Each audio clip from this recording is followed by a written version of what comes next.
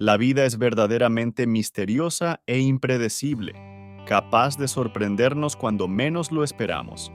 Y la muerte, a menudo considerada definitiva, puede esconder secretos inesperados y sorprendentes. Hoy os contaré una historia que desafía lo común y os dejará sin palabras. Antes de empezar, suscríbete al canal y activa la campanita para que no te pierdas otras historias increíbles como esta. Quédate con nosotros hasta el final para descubrir un giro que lo cambiará todo. Era una tarde de finales de primavera, y un fino velo de niebla cubría el cielo sobre el pequeño cementerio rural. Un suave viento silbaba entre los cipreses, trayendo consigo el aroma de las flores silvestres que rodeaban las tumbas. Al funeral de Marco, un hombre solitario y tímido, que durante su vida había evitado siempre el contacto con los demás, acudieron pocas personas. Los invitados se congregaron alrededor del féretro y contemplaron con expresión impasible el ataúd abierto. Ana, la hermana de Marco, estaba de pie junto al ataúd. Su rostro estaba pálido, tenso, y sus ojos negros estaban fijos en el cuerpo inmóvil de su hermano. Aunque el dolor de la pérdida era visible, algo en su mirada delataba una inquietud más profunda, un pensamiento oculto que la atormentaba. A su lado, Paolo y Luca, dos jóvenes a los que Marco apenas conocía, parecían impacientes. No veían la hora de llevar a cabo su tarea, y sus miradas vagaban entre el ataúd y Ana, como si esperaran una señal. El grupo que se encontraba alrededor del ataúd era pequeño, formado por algunos amigos lejanos y algunas mujeres mayores del pueblo. Nadie conocía realmente a Marco, y muchos estaban allí simplemente para cumplir con la costumbre. El cementerio parecía vacío y silencioso. El sonido de pasos sobre la grava era el único sonido que rompía el aire tenso. Cuando la última persona salió del cementerio, Ana respiró profundamente. Se acercó al ataúd y miró por última vez el rostro sereno de Marco. Luego, con voz temblorosa pero decidida, anunció que todo estaba listo para volver a casa y continuar con la conmemoración. Sin embargo, algunas de las mujeres presentes insistieron en esperar a que el féretro fuera bajado a la tumba. «Es tradición», dijo una de ellas, una anciana de rostro demacrado, «arrojar un puñado de tierra sobre el ataúd antes de dejarlo ir para siempre». Ana, visiblemente incómoda, intentó mantener la calma. Su mente ya estaba concentrada en otras cosas. Con voz tranquila, pero interiormente atormentada, explicó que Paolo y Luca tuvieron que instalar una cámara dentro del ataúd de Marco para un experimento científico. El grupo permaneció en silencio, intercambiando miradas perplejas. Nadie había oído jamás algo así en ese pueblo. Los presentes, aunque sorprendidos y perplejos, aceptaron la explicación, aunque surgieron algunos murmullos de desaprobación entre la multitud. Ana no había revelado a nadie el verdadero motivo de aquel experimento, una recompensa de 10.000 euros que le había prometido una empresa de investigación científica. Necesitaban filmar la descomposición de un cuerpo en tiempo real, y Marco, con su vida aislada, parecía el candidato perfecto. Era una oportunidad que Ana nunca imaginó que tendría, y a pesar de las dificultades emocionales, aceptó sin dudarlo. La gente que la rodeaba no sabía nada del dinero que había recibido, ni del peso que llevaba en su corazón. Una vez que el grupo se dispersó, Paolo y Luca procedieron a instalar la cámara. El ataúd se cerró lentamente, con un sonido sordo que pareció resonar entre las lápidas silenciosas. Cuando finalmente la tumba estuvo cubierta de tierra, el cementerio pareció volver a su tranquilidad habitual. Durante el funeral, Ana se sintió desconectada de las palabras de consuelo que le decían. Los recuerdos de los demás, las historias sobre Marco y sus pequeñas excentricidades no le importaban. Estaba demasiado concentrada en pensar en el dinero que podría conseguir y en lo mucho que odiaba que Marco hubiera donado su casa a un asilo de ancianos. Esto la atormentaba. Había querido que la propiedad permaneciera en la familia, y ahora solo le quedaba el pequeño consuelo de los 10.000 euros que había recibido. Esa noche, Paolo y Luca estaban ansiosos por comprobar que la cámara funcionaba correctamente. Se habían encerrado en una habitación oscura, frente a la pantalla del ordenador. La tensión era palpable mientras esperaban que se cargara la primera grabación de la cámara. A las 11, como estaba previsto, la cámara se encendió y en la pantalla apareció el ataúd de Marco. Pero algo no iba bien. El cuerpo no estaba en la posición en que lo habían dejado. Las manos, que antes estaban sobre el pecho, ahora estaban sobre la cabeza y el cuerpo parecía retorcido, como si estuviera intentando liberarse de las garras del ataúd. Paolo y Luca se miraron con pánico. Inmediatamente decidieron regresar al cementerio, con el corazón palpitando en sus pechos. Una vez que llegaron al cementerio, comenzaron a cavar frenéticamente, como si el tiempo fuera su enemigo. La tierra parecía pesar más de lo habitual, y el silencio a su alrededor hacía que la operación fuera aún más aterradora. Cuando finalmente llegaron al ataúd y lo abrieron, se quedaron en shock. Marco estaba vivo. Su respiración era débil, pero claramente presente. Estaba retorcido en una posición antinatural, pero respiraba. Paolo y Luca se quedaron sin aliento por un momento, incapaces de comprender la magnitud de lo que estaba sucediendo. El terror se convirtió en urgencia y pidieron ayuda de inmediato. Marco fue trasladado al hospital, donde recibió el tratamiento necesario. Cuando despertó, Marco contó una historia que nadie podría haber imaginado. Ese día, antes de que lo declararan muerto, Ana lo había visitado en su casa. Había insistido en quedarse con algunas joyas que Marco había heredado de su padre. Cuando Marco se negó, Ana, impulsada por la codicia, le administró un poderoso somnífero en el té. Ella esperaba que él cayera en un sueño profundo, lo que le permitiría buscar las joyas sin ningún problema. Pero algo salió mal, y Marco cayó en un coma profundo. Ana, aterrorizada, había pensado que Marco estaba muerto. Presa del pánico, había organizado apresuradamente el funeral, sin sospechar jamás que su hermano seguía con vida, aunque estuviera atrapado en ese coma inducido. El plan parecía perfecto hasta ese momento. Cuando Marco se lo contó a la policía, Ana fue detenida.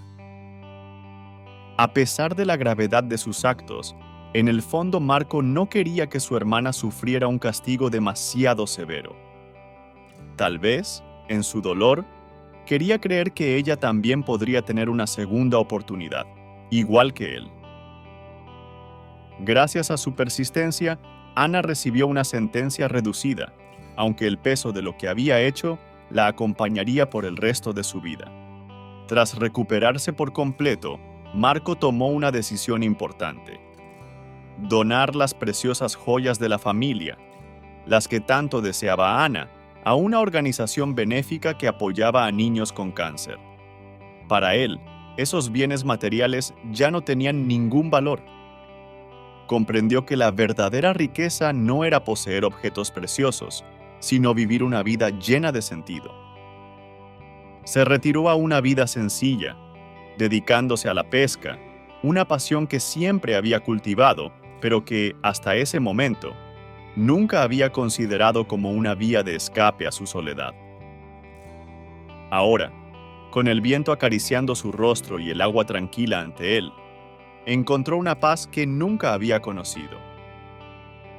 Cada día era un nuevo regalo, y Marco ya no daba nada por sentado.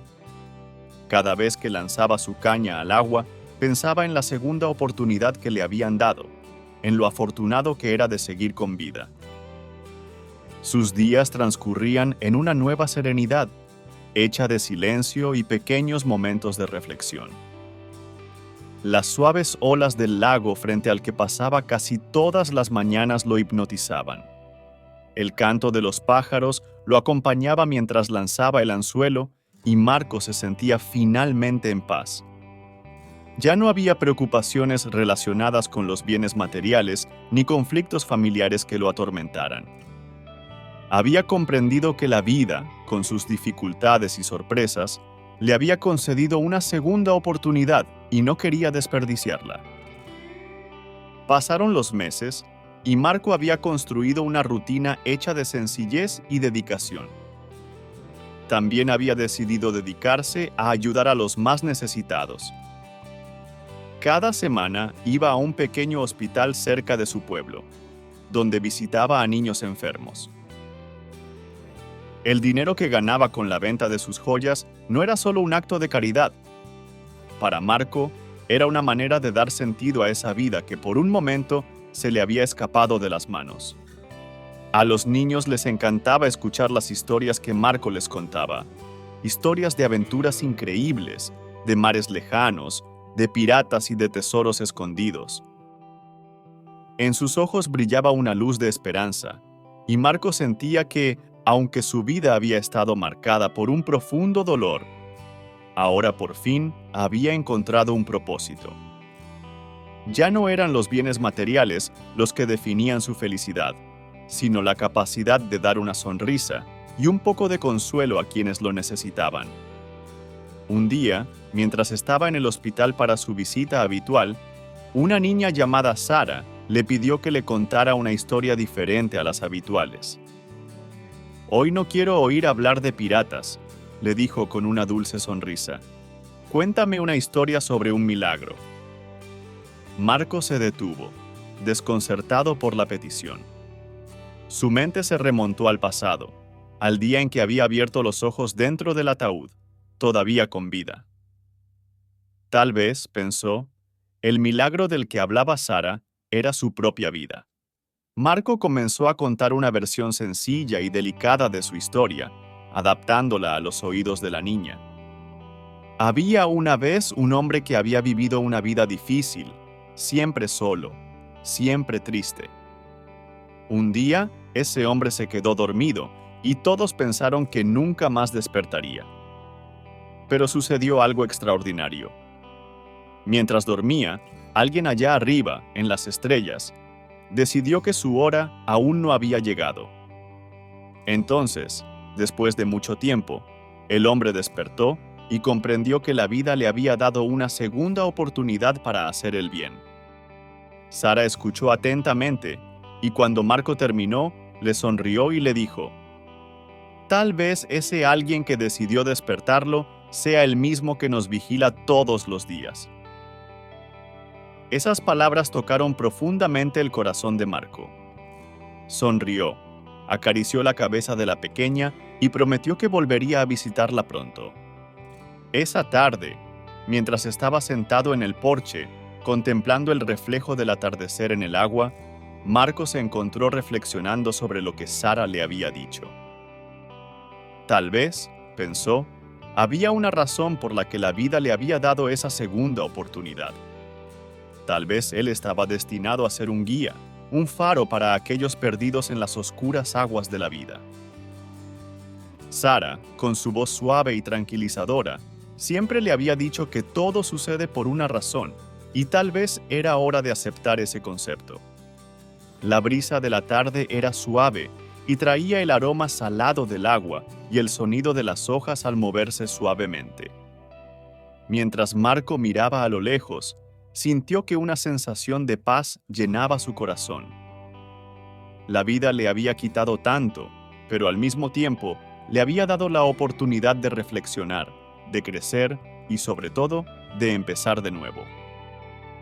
Ya no era el hombre atormentado por el pasado, por la soledad o por la codicia de quienes lo rodeaban.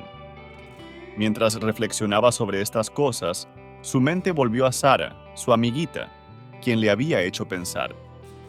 Tal vez Sara tenía razón, pensó Marco. Tal vez la vida le había dado esta segunda oportunidad para que pudiera ser un guía para otros, para aquellos que habían perdido el rumbo. Tal vez había algo más importante en juego después de todo, algo que Marco aún no había comprendido del todo. En ese momento, una pequeña embarcación pasó frente a él, silenciosa, empujada únicamente por el lento movimiento de las olas. Marco observó al hombre a bordo, un pescador de edad avanzada que, como él, parecía encontrar paz en la inmensidad del lago. Era una imagen simple, pero increíblemente poderosa. Ese hombre parecía estar completamente en armonía con el mundo, sin preocupaciones ni ansiedades, simplemente presente en el momento. Marco se levantó lentamente de su silla y decidió que era hora de actuar. Si el destino le había dado una segunda oportunidad, entonces haría todo lo posible para vivirla al máximo. Pero esta vez no estaba solo. Se dirigió hacia el pequeño pueblo con las ideas claras. Comenzaría a enseñar a los jóvenes a pescar, no solo como un oficio, sino como una forma de encontrar la paz interior. Sabía que muchos, como él, estaban atormentados por los problemas de la vida y buscaban una vía de escape. Sara le había hablado muchas veces en el hospital sobre lo importante que era transmitir lo aprendido en la vida. No había escuelas ni lecciones para enseñar resiliencia, paciencia y capacidad de aceptar los cambios, pero la pesca podía ser un vehículo perfecto para este tipo de enseñanza. Era una actividad que requería calma, dedicación y, sobre todo, capacidad de esperar sin ansiedad el resultado. Esa misma tarde, Marco empezó a hacer planes. Ofrecería clases gratuitas a los jóvenes del pueblo y crearía un pequeño grupo de pesca. No se trataba solo de pescar, sino de captar la conciencia y la tranquilidad que la naturaleza podía ofrecer. Sería su manera de devolver algo a la vida, una manera de agradecerle esa segunda oportunidad. En los días siguientes, la noticia del proyecto de Marco se extendió rápidamente. Los jóvenes del pueblo se sintieron intrigados por este hombre que, antaño tan solitario, ahora quería compartir sus conocimientos. Algunos de ellos, que habían crecido con poco más que el ruido constante de la modernidad, vieron en la propuesta de Marco una oportunidad para redescubrir algo más simple y verdadero. Otros, en cambio, vieron en la pesca una manera de escapar de los problemas cotidianos, las tensiones familiares o el estrés del trabajo. La primera lección tuvo lugar un domingo por la mañana. Marco se presentó en el lago con viejas cañas de pescar que había ido guardando a lo largo de los años, herramientas que traían consigo historias y recuerdos. Los chicos lo esperaban en la orilla, un poco nerviosos pero curiosos por saber qué les esperaba. Marco, con su calma característica, comenzó a hablarles no solo de cómo lanzar el sedal, sino de cómo cada gesto, cada espera, podía enseñarles algo valioso. La pesca, dijo, no es solo una cuestión de paciencia. Es aprender a estar presente, a dejar que la vida fluya como las olas, aceptando que a veces no se pesca nada. Pero incluso cuando los peces no vienen, siempre hay algo que aprender. Con el paso del tiempo, sus lecciones ya no se limitaban a la pesca. Eran momentos de reflexión, en los que Marco contaba su historia, sus errores y las lecciones que había aprendido. Nunca reveló todos los detalles de lo que había sucedido con Ana, pero hizo comprender a sus jóvenes alumnos la importancia de no dejarse vencer por la codicia, el odio o el arrepentimiento. La vida, decía a menudo, es demasiado corta para desperdiciarla persiguiendo lo que no podemos llevar con nosotros. Un día, Sara apareció en el lago.